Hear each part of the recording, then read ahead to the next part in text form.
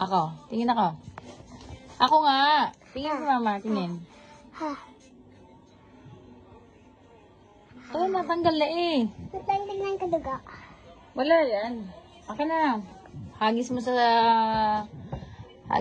ano. Hagis mo sa bubong ha. Mo daga. Hindi na ako magandang ngipin. Saan ba nilalagay yan? Dapat. Doon. Saan? Utang. Gawin ni Ma'am yan. Dugo oh. Wala yan. Wala na yan. Tanggalin mo. Ano? Very good.